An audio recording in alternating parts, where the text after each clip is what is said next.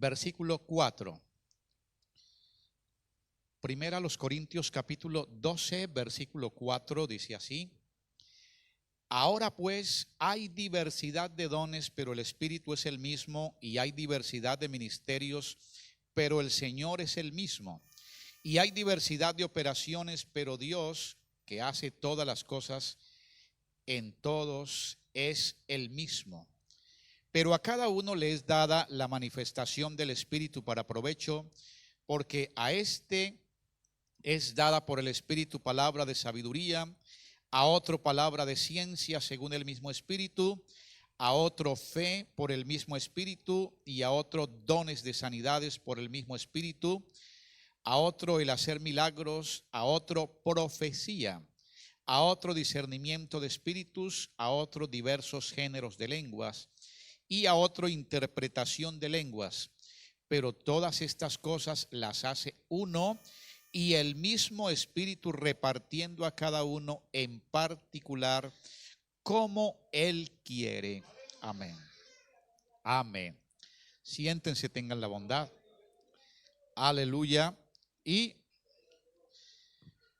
bueno, seguimos con el mismo lema este mes de octubre: lo que nos es necesario, el Espíritu Santo.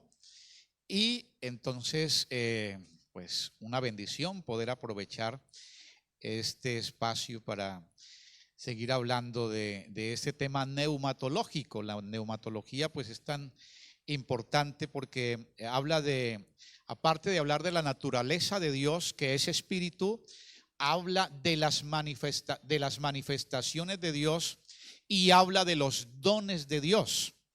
Entonces, es un tema muy amplio. En esta mañana quiero hablar, y bueno, se ampliará mucho más en la segunda dominical, quiero introducir el tema sobre los dones del Espíritu.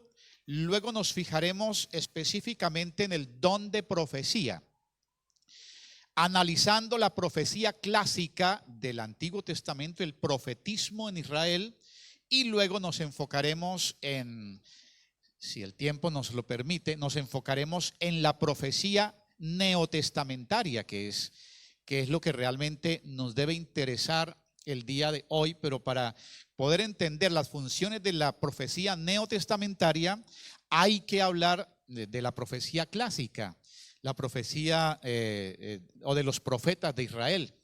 Entonces, pues por eso es importante para poder conocer o poder más bien ampliarnos sobre este tema. Entonces, lo primero que quiero decirles pues es traer a la memoria la exhortación que hace Pablo a los creyentes de Corinto sobre la importancia de los dones del Espíritu. Y el apóstol Pablo está diciéndole a los hermanos allí que ellos están en una situación un poco compleja. Ellos ignoran sobre los dones del Espíritu. Y este es un síndrome que siempre ha existido en la iglesia: ignorar los dones del Espíritu. Porque aquí hay un gran recurso, aquí hay herramientas muy importantes para operar en el campo espiritual. Por lo tanto, no debemos ignorarlos ni tampoco desconocerlos, porque estos recursos son para el cuerpo de Cristo, que es la iglesia.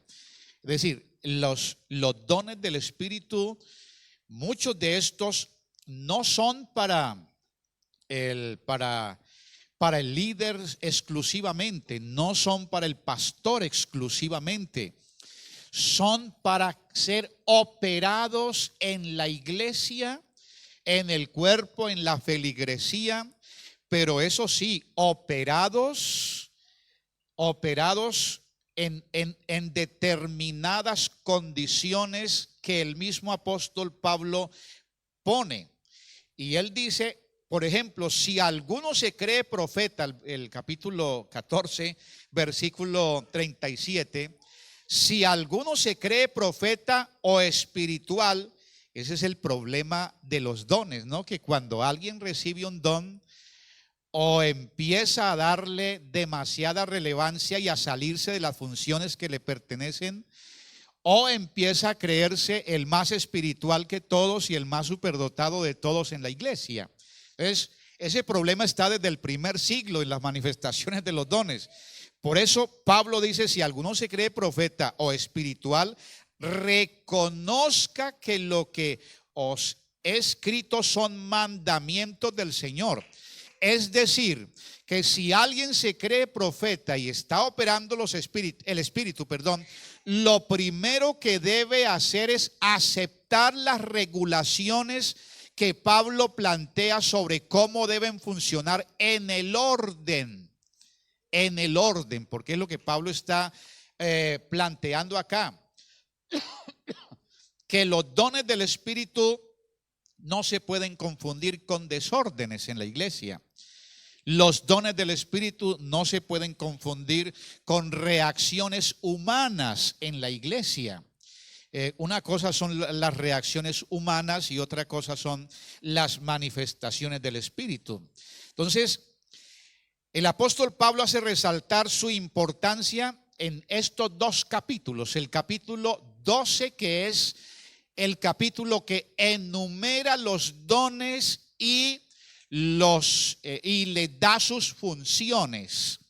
Enumera los dones y les da sus funciones. No olviden que son 9 dones y que todos tienen sus funciones y hay que agruparlos. Están los dones de revelación, que son 3, que es el don de ciencia, don de palabra, de sabiduría y don de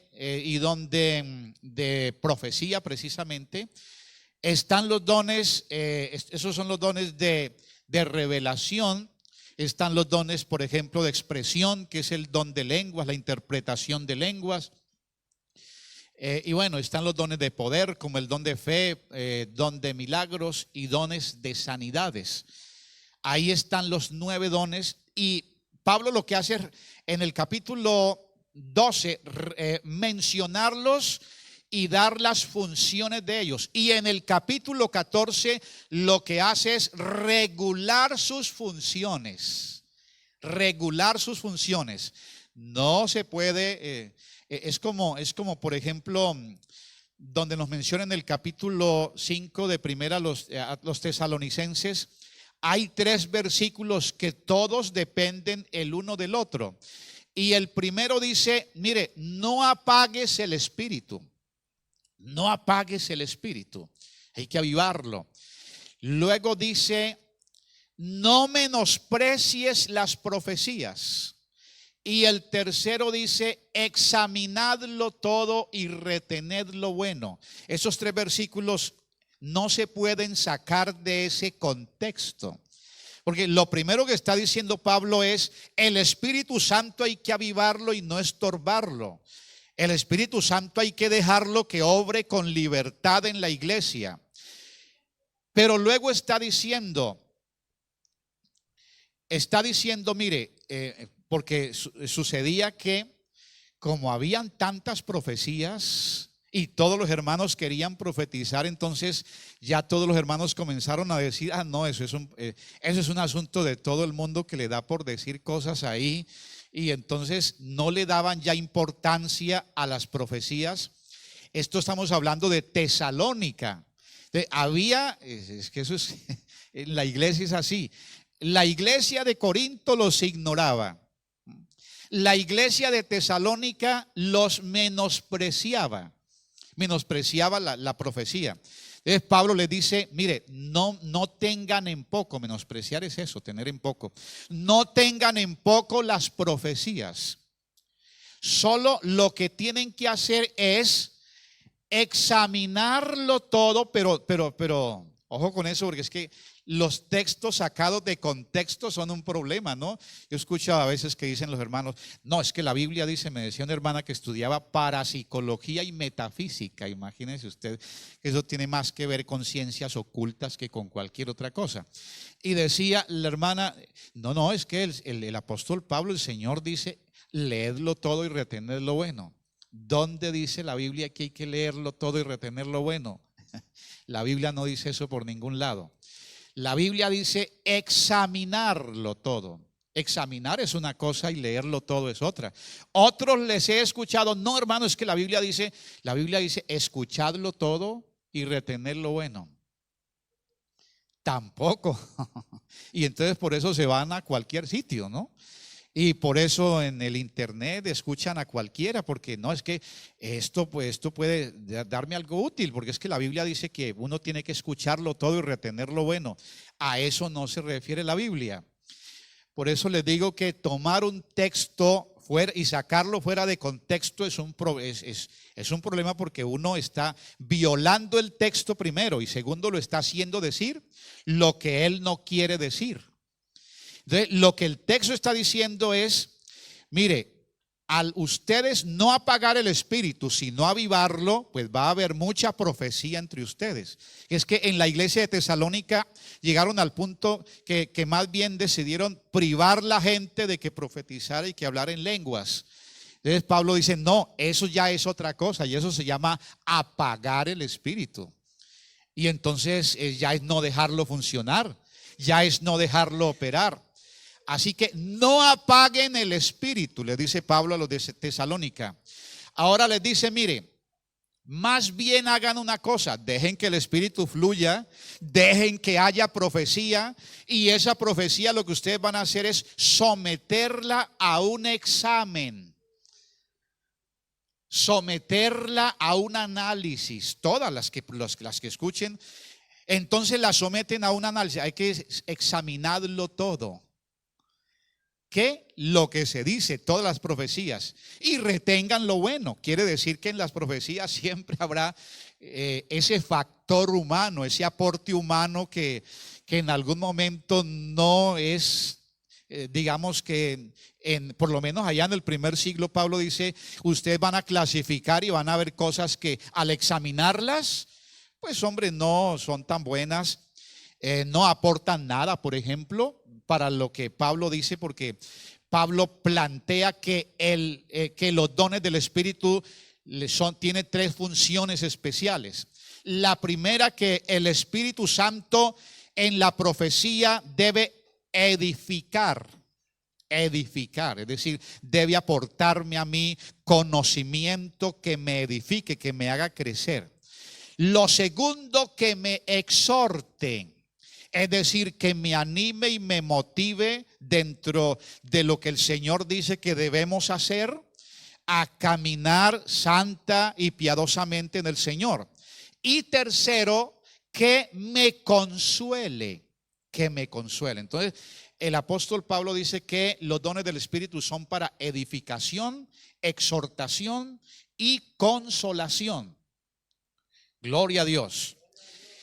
Entonces, así que el apóstol Pablo desde aquí del capítulo 12, seguid el amor, dice, y procurad los dones espirituales, pero por sobre todo que profeticéis.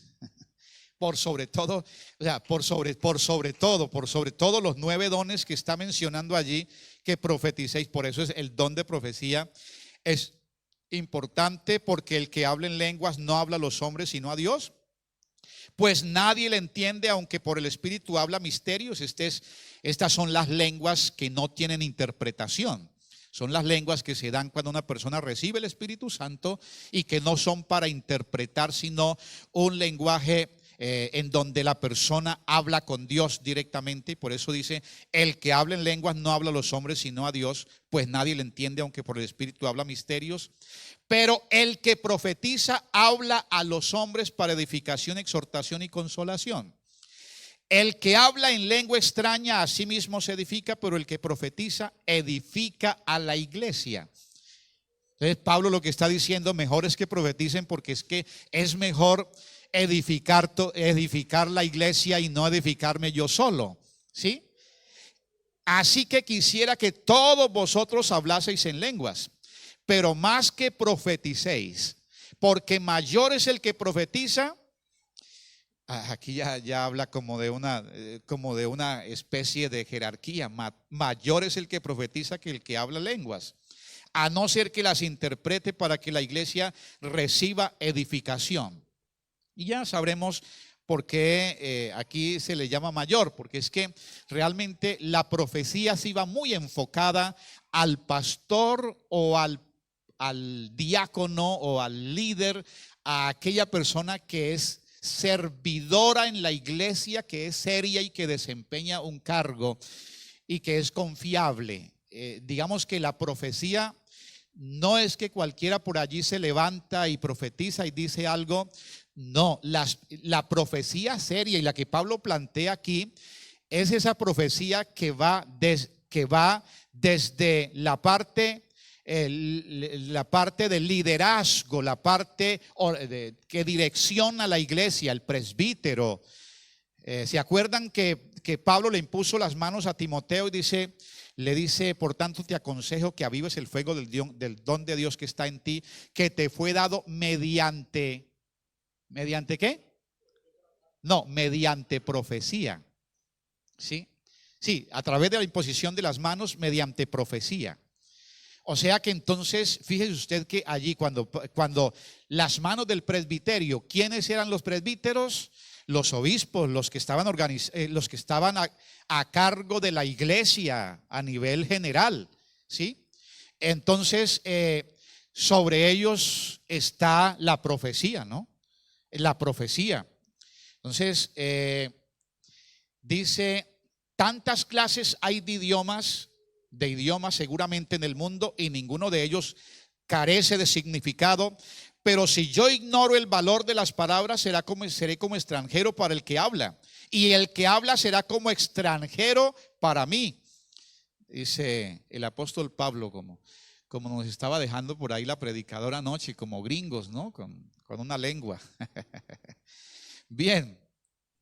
Entonces, en el mundo hay muchas manifestaciones, y ya aquí lo que vamos a ver es la necesidad de los dones. Los dones no vinieron para vanagloria de los cristianos, ni para exhibirse, ni vinieron para que nosotros tengamos que sentirnos más grandes unos que otros. No vinieron para eso, sino que dice la Biblia, en el mundo hay muchas. Entonces, ¿qué pasa? Es que en el mundo hay muchas operaciones de espíritus satánicos, demasiadas. Y sus servidores trabajan cada día en su mayor escala, en forma visible y clara. Ustedes saben que Satanás está organizado en principados, en potestades, en gobernadores y en todos sus ejércitos en el mundo.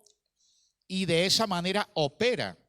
Entonces, nosotros, los dones del Espíritu son precisamente para eso, para desenmascarar los demonios, para desenmascarar la superstición, la hechicería, el espiritismo y tantas cosas que hay, y que además hay tanta gente bajo el maligno, que así no sea hechicería, no sea todo esto, nuestros jóvenes o los jóvenes en el mundo, vea, si vienen aquí llegan y se ponen pálidos, porque los espíritus malos que tienen dentro son bastantes, y aquí al llegar pues se sienten confrontados estos espíritus, y normalmente uno se desmayan, y bueno, pasan una cantidad de cosas, los pone hasta botar saliva y todo esto. Es precisamente porque los demonios están ahí, poseyendo la gente. Y cómo necesitamos nosotros cada día evolucionar un poco en este tema de, primero, discernir los espíritus. Pero el asunto de discernir los espíritus no es solo para decir este tiene este y este tiene aquel. Es identificarlos para poder también tener la capacidad de liberar las personas de estos espíritus. Gloria al Señor, porque es que es una cosa terrible. Es decir, que el mundo está bajo el maligno, y qué importante que nosotros podamos tener claro esto, por ejemplo, de la liberación de la gente, ¿no? de que la gente pueda pasar aquí y que se pueda ministrar. Y yo veo que aquí de pronto se ministra por partes, nos hace falta ampliarnos un poco más. Porque es que antes de tratar de meter o que alguien reciba el Espíritu Santo, por ejemplo, que viene por primera vez o algo así, hay que mirar, y para eso es el discernimiento de espíritus. Si la persona está vacía de espíritus, ahí sí vamos a mirar cómo podemos que la persona tenga experiencias con el Espíritu Santo. Pero si la persona trae espíritus malos, antes de intentar que la persona reciba de Dios el Espíritu, hay que hacer es una liberación. Una liberación. Y para eso necesitamos entonces todas estas herramientas. Gloria a Dios. Entonces, en este caso hay que aprender a tener pericia para operarlos en los cultos.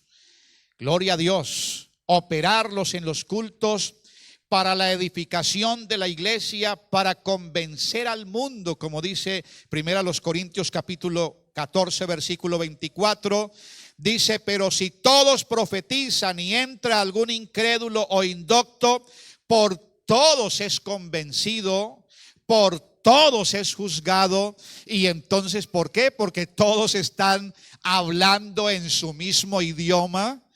Y está refiriéndose a que la diferencia de si hablamos en otros idiomas o de estamos fluyendo en el Espíritu, pero hablando nuestro idioma nativo o el idioma normal, entonces dice que por todos esa persona es convencida.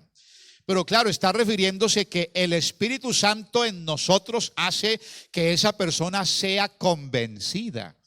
Gloria a Dios.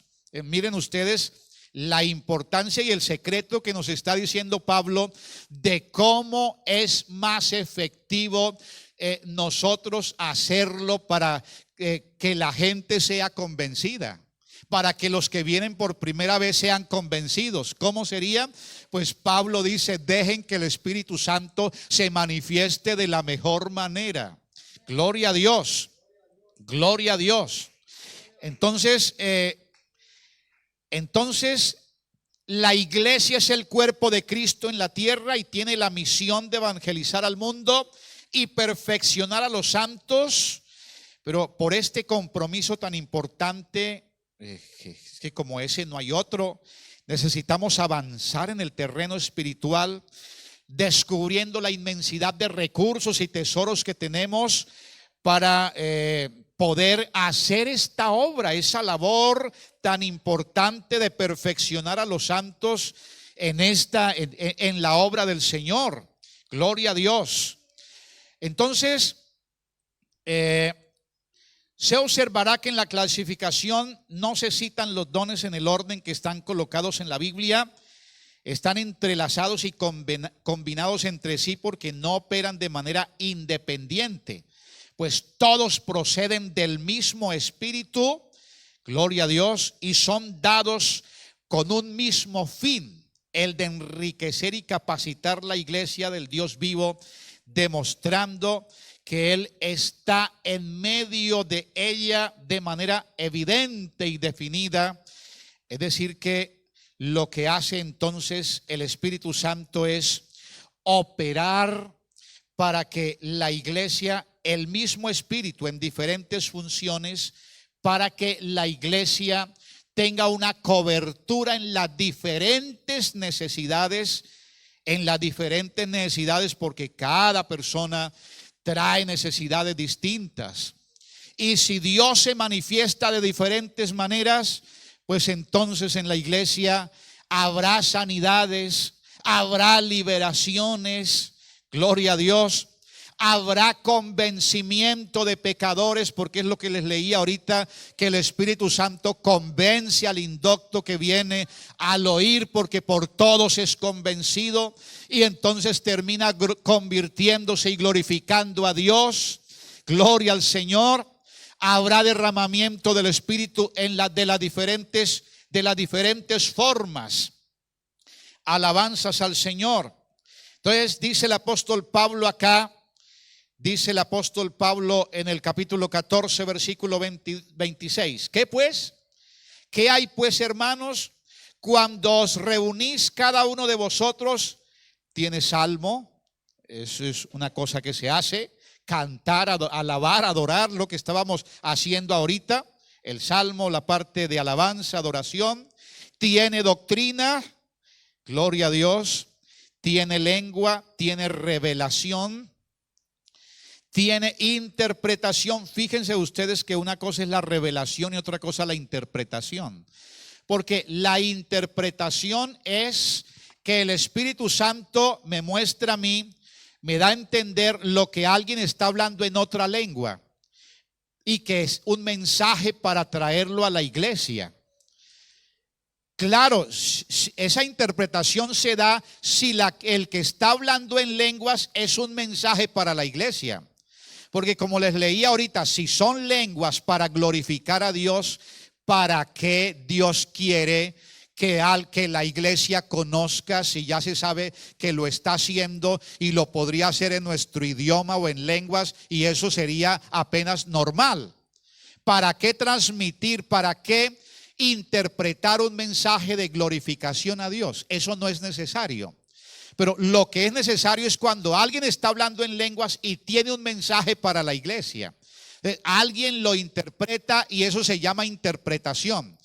Pero la revelación no viene a través de la interpretación. La revelación viene por el Espíritu Santo mostrándole a alguien las condiciones y situaciones para que traiga un mensaje. Pero entonces ya no sería el que interpreta lenguas o habla lenguas, ya es el profeta. Es el profeta. Entonces al profeta es que Dios le muestra, le revela. Amén. Entonces, para que nos demos cuenta la diferencia entre interpretación y revelación. Gloria a Dios. Bien, entonces quiero hablarles un poco rápidamente sobre la profecía, el don de profecía, porque Pablo está diciendo acá que los dones todos son importantes, pero mejor es que profetices. Y entonces quiero plantearles un poco, porque a ver, la profecía del Nuevo Testamento es distinta a la del Antiguo Testamento. Ahora, la profecía del Antiguo Testamento tiene propósitos y la del Nuevo Testamento también tiene propósitos, otros propósitos. Entonces, la profecía del Antiguo Testamento viene desde que comienza Génesis, porque en Génesis hay profecía y sobre todo profecía mesiánica, en personas que no eran profetas, pero que dijeron algo hacia el futuro en perspectiva profética. De manera que en el Antiguo Testamento hay mucha profecía, inclusive David no era profeta, pero dijo muchas cosas proféticas hacia el Mesías.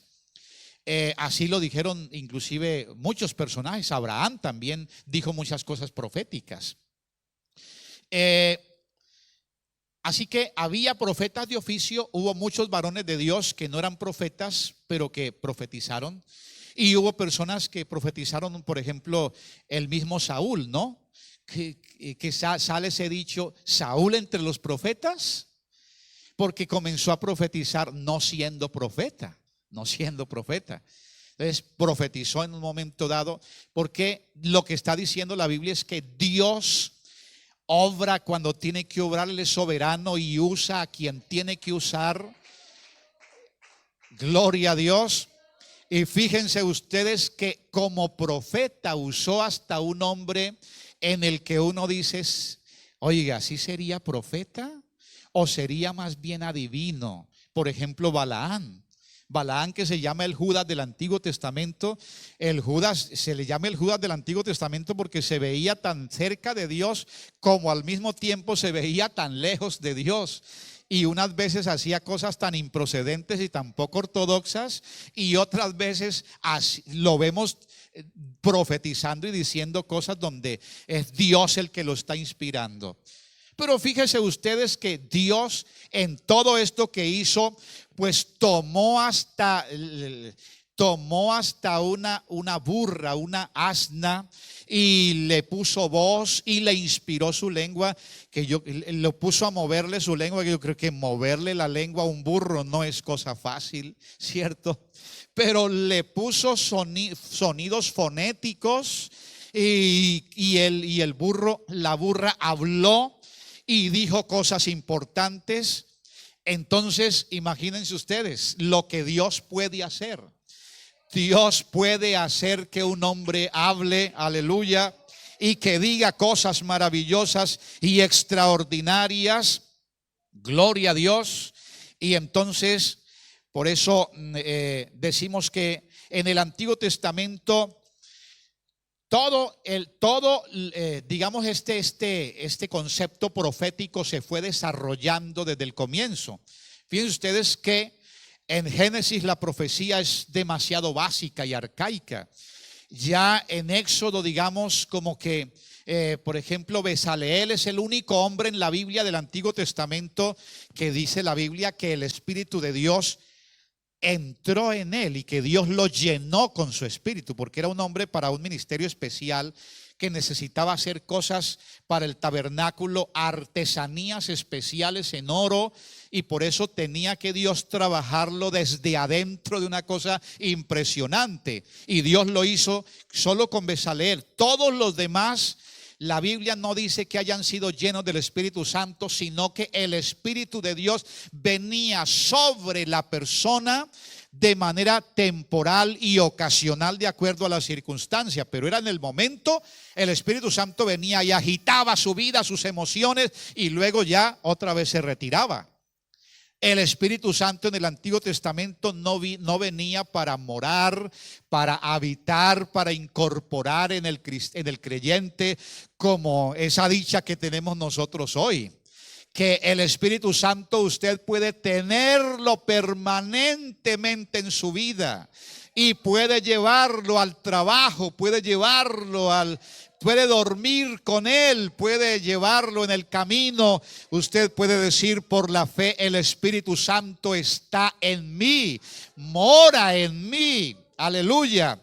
Pero eso se dio solo a partir de la era cristiana. En el Antiguo Testamento no se podían dar ese lujo las personas, el pueblo de Dios. El Espíritu Santo solo venía sobre los creyentes, sobre las personas, pero no hacia las personas, digamos, para llenarlas, en fin.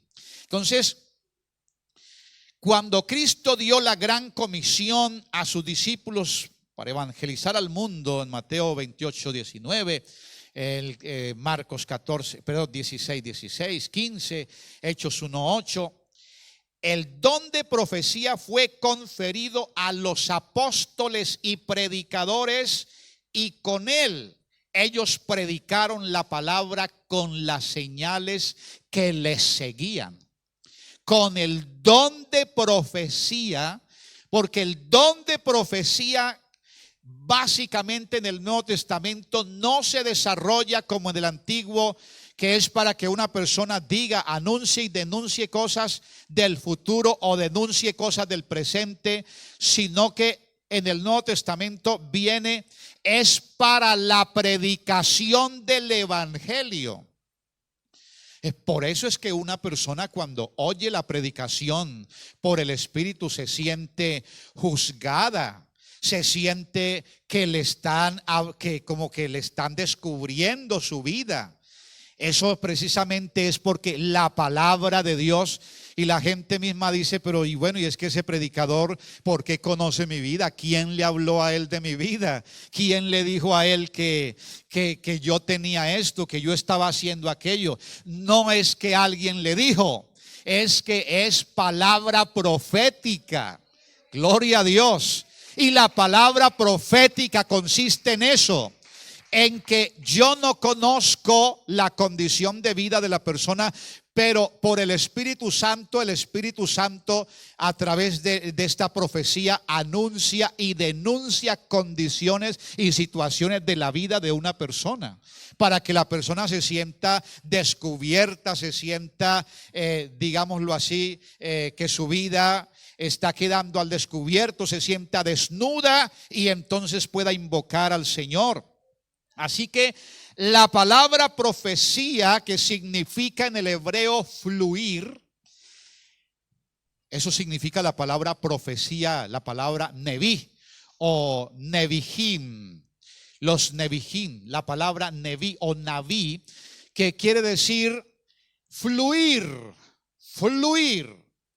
Y en el Antiguo Testamento había una especificación de fluir, que también se deriva de esa palabra fluir, que quiere decir aquel que se agita por dentro. Porque es que el Espíritu venía y como que tocaba las emociones, tocaba la vida del profeta. Entonces este profeta lo que hacía era agitarse. Entonces, ¿cómo hacemos? Cuando yo toco un objeto para moverlo y toco una planta y le hago así, ¿qué le estoy haciendo? La estoy agitando, la estoy agitando. Y ahí la palabra neví, que es como Dios tocando al profeta, ¿sí? De ahí se sale esa idea, toca al profeta y entonces el profeta se agita, ¿sí? El profeta se agita y comienza entonces la inspiración para que él comience a hablar, porque la palabra griega de profecía quiere decir hablar en nombre de, hablar para o en nombre de. En este caso, hablar en el nombre, pues, de aquel que me ha dicho que hable. Gloria a Dios. Entonces, el don de profecía en el Nuevo Testamento es tan importante que tiene una triple manifestación, que es el único don que tiene esa triple manifestación.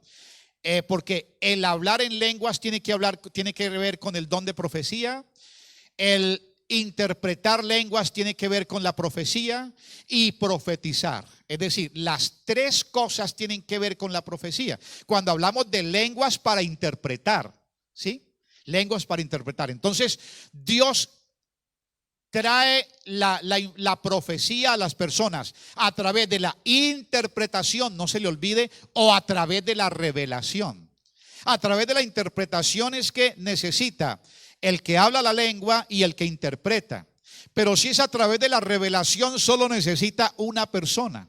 A ella le revela todo y ella entonces comienza a fluir como profeta, a hablar a las personas la palabra. Gloria a Dios. Gloria a Dios. Entonces, fíjense ustedes que esa es la triple manifestación de la profecía. Y pues hablamos de la progresión de la profecía.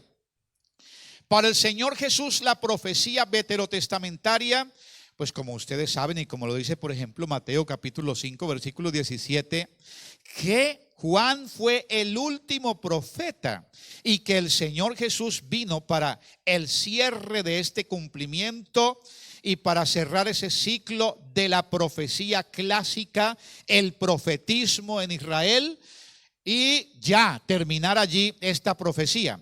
¿Cuál es la gran diferencia entre la profecía del Antiguo Testamento y la profecía del Nuevo? Que la del Antiguo Testamento Dios solo agita al profeta desde afuera, ¿sí? Pero la profecía del Nuevo Testamento no es agitarlo desde afuera, es meterse dentro de la persona, llenarla y hablar desde adentro. Hablar desde adentro, influir desde adentro. Entonces, díganme si eso no es mejor que lo antiguo. Claro que sí, es el perfeccionamiento de la profecía. Entonces, algunos dicen, bueno, pero ¿por qué profetas en el Nuevo? Por ejemplo, ayer leían los hermanos allí la profecía de Gallo, por ejemplo, en Hechos de los Apóstoles, donde hace la pantomima de tomar el cinto de Pablo, atarse y mostrar que el dueño de ese cinturón en Jerusalén sería atado y sería puesto en prisión. Y eso lo hace por el Espíritu Santo. Pero alguien dice, bueno, si aquí Mateo 5:17 dice: no penséis que he venido para abrogar la ley o los profetas, no he venido para abrogar, sino para cumplir. Jesús o el Señor está diciendo allí que vino para cumplir y para darle, digamos, cierre a ese término de profecía clásica. Lo que nos dice Mateo, por ejemplo, Mateo 11:13. Ya en Mateo 11, capítulo 11, versículo 13, ya entonces está planteando y clarificando el concepto, porque todos los profetas y la ley profetizaron ¿hasta dónde o hasta cuándo? Hasta Juan. No Juan el evangelista, no Juan el teólogo. Juan el Bautista fue el último profeta clásico. Y entonces allí se presenta lo que les decía. Si fue Juan el profeta, el último profeta hasta Juan, entonces ¿por qué en Hechos de los Apóstoles hay profetas como Agabo, por ejemplo? Y las cuatro hijas de Felipe el evangelista, ¿recuerdan?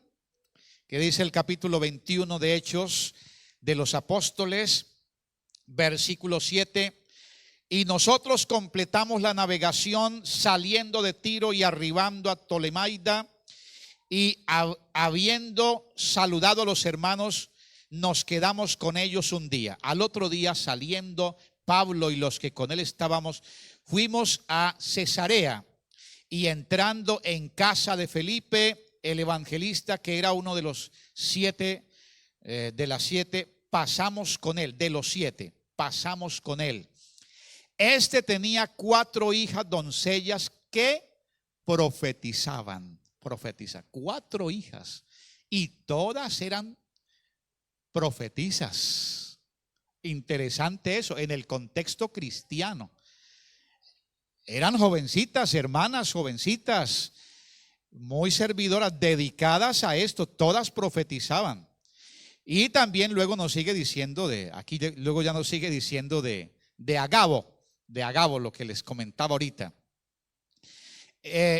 Y entonces lo que pasa allí es que Juan fue el último profeta de los profetas que fueron agitados, los Nebihim, que eran agitados. El último profeta de la profecía clásica, el último profeta de aquellos que sencillamente se dejaban agitar y Dios los inspiraba y hablaban.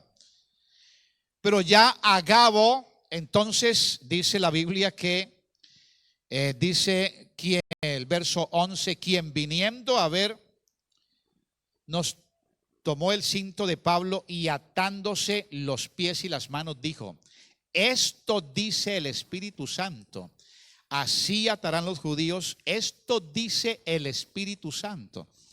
¿Por qué él estaba tan seguro? ¿Desde dónde lo decía el Espíritu Santo? Lo decía desde su propia vida, desde su propio corazón.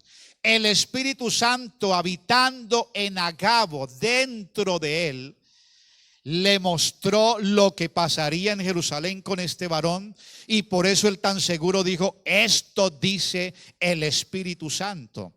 Gloria a Dios, gloria a Dios.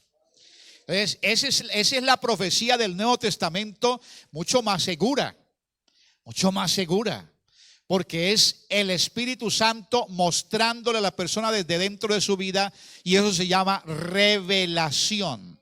Gloria a Dios. Entonces, ¿qué decimos? Que la profecía inicialmente se dio a través de sueños, luego de visiones, luego a través de éxtasis. Y en este tipo de profecía tenía que ver mucho el inconsciente, la imaginación y las emociones del profeta. Imagínense en los sueños y todo esto. En razón a esto, la profecía se dio mucho para engaños, espíritus del mal que se han hecho pasar por el Espíritu de Dios, y el hombre, para presumir, ha usado la profecía de manera pantomímica o teatro, en fin. Pero posteriormente la profecía pasó a proclamarse basándose en la razón. Fíjense ustedes que ya el Espíritu o Dios no toca la imaginación o las emociones del profeta. En el Antiguo Testamento tocaba era las emociones del profeta, pero ya aquí en el Nuevo Testamento se basa en la razón. Hombres sin llegar a estados de éxtasis como Agabo, por ejemplo, como las hijas de Felipe. Entonces predicaron el mensaje de Dios. Quiere decir que la forma, el método de la profecía cambió y se ha perfeccionado muchísimo hasta el día de hoy. Gloria a Dios. Lo que quiero decir es que en el Nuevo Testamento ya la profecía es aún más clara, y Pablo prefiere que se proclame en el idioma oficial y autóctono antes que a través de la glosolalia. Cuando Pablo habla de la glosolalia, que es un término griego, no me lo estoy inventando, ni aparece por ahí en el diccionario de la Real Academia, para explicarles, es un término griego desde el siglo I. Glosolalia es el término cuando Dios toma el espíritu de una persona y lo hace hablar en idiomas diferentes, distintos, que él entiende cuando se trata de interpretar, o que no entiende cuando se trata de hablar misterios entre su espíritu y el Espíritu de Dios. Pero que eso se llama entonces la palabra glosolalia. De glosario, que es precisamente hablar, ¿no? Hablar la palabra. Entonces, y son cosas interesantísimas. Fíjense ustedes que hace unos años un pastor que iba como misionero de Colombia a los Estados Unidos y le va al cónsul, y entonces el cónsul le dice: ¿tú eres pastor? Sí. ¿Tú eres pentecostal? Sí. Qué bueno, para los americanos que le hablan de pentecostal es un honor, porque allí se originó, ustedes saben, el avivamiento de California, el avivamiento de Topeka, Kansas, y todo esto. Y entonces él le dice el cónsul: no quiero hacerte muchas preguntas, es más, si me responde esta, bienvenido a los Estados Unidos. ¿Qué quiere decir para ti glosolalia? Y el pastor no sabía qué quiere decir glosolalia. Así que lo corchó, y bueno, no, por el momento no les fue aprobada la visa. Para ellos es importante porque precisamente a inicios del siglo XX, precisamente hubo un tremendo avivamiento en los Estados Unidos basado en la glosolalia, el hablar en otras lenguas por el Espíritu Santo, ¿sí? Así que volviendo a lo que dice Pablo prefiere entonces que se hable en el idioma autóctono, que la profecía se dé en el idioma autóctono. Así que el don de la profecía dado en el cristianismo comienza con las lenguas y su interpretación, es verdad. Pero luego Pablo en el capítulo 14 enseña que es mejor profetizar de una vez en el idioma original. O sea, que no se haga a través de ni siquiera a través de la interpretación, sino a través de la revelación. Y este don de la profecía era temporal y ocasional. Lo que se está diciendo allí no era que todos los días el hermano profetizaba, porque, a ver, en ese instante era ocasional y circunstancial, pero también en el Nuevo Testamento fue creciendo el don de la profecía, porque todo lo que Dios hace es para perfeccionarlo y crecer, y a Dios siempre le gusta comenzar así, digamos, con poquito y luego ir aumentando y aumentando. Comenzó con las lenguas, luego la interpretación de lenguas. Por ejemplo, las lenguas, por primera vez se necesitó intérprete. No se necesitó intérprete. Fíjense ustedes, en el capítulo 2 de Hechos no se necesita intérprete, pero ¿están hablando todos lenguas? Sí que hubo lenguas fluidas allí, y para que se entendiera el mensaje no se necesitó intérprete. ¿Por qué? Porque la gente misma dijo, siendo estos varones galileos, les oímos hablar cada uno en nuestra propia lengua, que fueron aproximadamente 18 lenguas las que se hablaron allí, que de 18 nacionalidades. Les oímos hablar en nuestra propia lengua las maravillas de Dios. Entonces no se necesitó interpretación, pero hubo lenguas y hubo mensaje. ¿Qué hablaba esta gente? Las maravillas de Dios. Las maravillas de Dios. Alabanzas al Señor. Bueno, entonces Pablo aquí está, digamos que, mira, esto comienza así. Los creyentes, Dios, el Espíritu Santo se manifiesta esporádicamente y hay lenguas en las iglesias. Luego todo mundo quiere hablar lenguas, interpretarlas, hasta que Pablo tiene que regular el asunto. Luego, posteriormente, ¿dónde vino a parar esto? Cuando ya Pablo le escribe a los Efesios, que estamos hablando hacia los años 60, que ya la iglesia lleva como 30 años en el Asia Menor y ya hay iglesias grandes y todo esto maduras. Entonces la profecía ya no se da tanto a nivel de congregaciones, sino que se eleva a don ministerial. Óigame bien, don ministerial. Una cosa son los dones del Espíritu, que no son permanentes, sino que son ocasionales y circunstanciales, que se manifiestan para cuando se necesita en la iglesia. Y otra cosa es un don permanente, que ya es un oficio. Por eso entonces Pablo le explica a los de Éfeso que el Señor mismo, subiendo a lo alto, llevó cautiva la cautividad y dio dones a los hombres. Por eso él mismo constituyó a unos apóstoles, a otros profetas. ¿Y por qué está primero apóstoles que profetas? Porque aquí no se refiere a los profetas clásicos del Antiguo Testamento. Aquí se refiere ya al don de profecía perfeccionado y llevado a un oficio permanente ministerial. ¿Sí? Entonces ya el don ahí sí que no estaba tanto en la feligresía, porque ese era el objetivo de Dios, del Espíritu y de los líderes de la iglesia. Que no se quedara tanto en la feligresía, porque a veces el feligrés no es lo suficiente maduro para manejar esto, y entonces se cometían muchos desórdenes y cuestiones difíciles, y a veces decían lo que no tenía que decir. Imagine usted lo que tiene que decir Pablo allí en el capítulo 14: la mujer calle en la congregación, y si tiene algo que decir o preguntar, que le pregunte a su marido en la casa. Pero más bien estése calladita en la iglesia y aprenda en silencio. Afortunadamente esa no fue una medida, no fue una prescripción universal, sino locativa, es decir, para regular un problema de la iglesia en Corinto.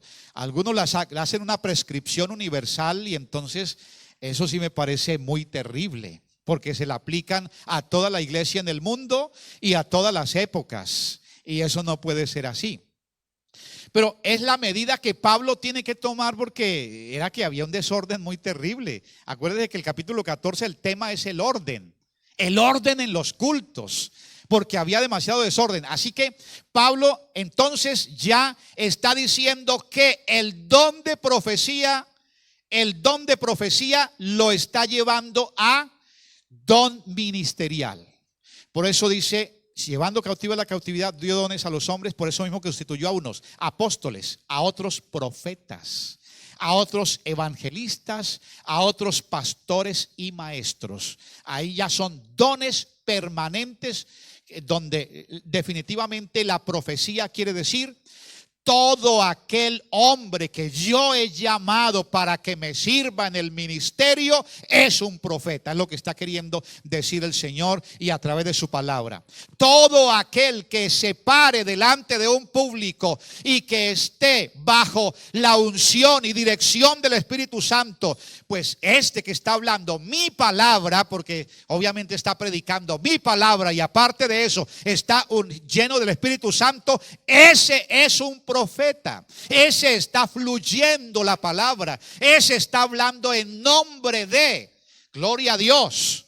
Gloria a Dios. Entonces la profecía se empieza a centrar en la predicación del Evangelio de Jesucristo.